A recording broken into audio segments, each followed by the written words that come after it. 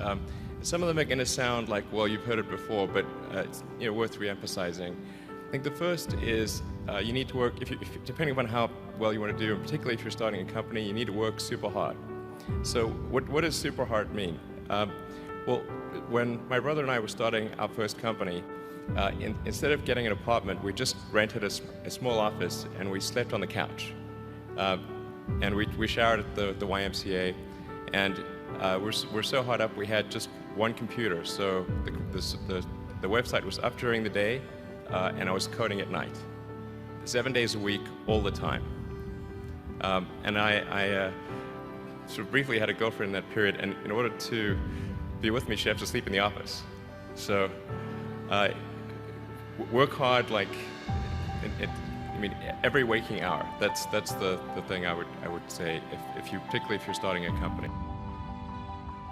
I got the idea to start Amazon 16 years ago. I came across the fact that web usage was growing at 2,300% per year, and I'd never seen or heard of anything that grew that fast. And the idea of building an online bookstore with millions of titles, something that simply couldn't exist in the physical world, was very exciting to me. I just turned 30 years old, and I'd been married for a year. I told my wife, Mackenzie, that I wanted to quit my job and go do this crazy thing that probably wouldn't work, since most startups don't, and I wasn't sure what would happen after that. Mackenzie, also a Princeton grad and sitting here in the second row, told me I should go for it. As a young boy, I'd been a garage inventor. I'd invented an automatic gate closer out of cement-filled tires, a solar cooker that didn't work very well out of an umbrella and aluminum foil, baking pan alarms to entrap my siblings.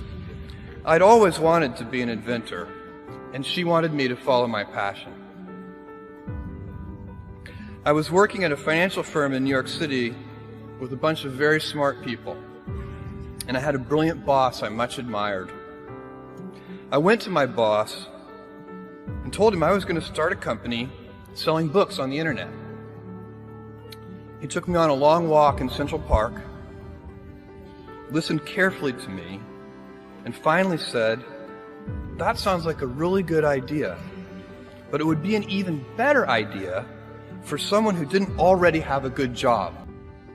That logic made some sense to me, and he convinced me to think about it for 48 hours before making the final decision. Seen in that light, it really was a difficult choice, but ultimately, I decided I had to give it a shot.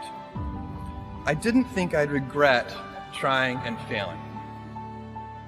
Taking responsibility for whatever happens to you, knowing that you have consciously made the decisions that are now affecting you, knowing that what is happening now, the direct result of your activity, what you did yesterday.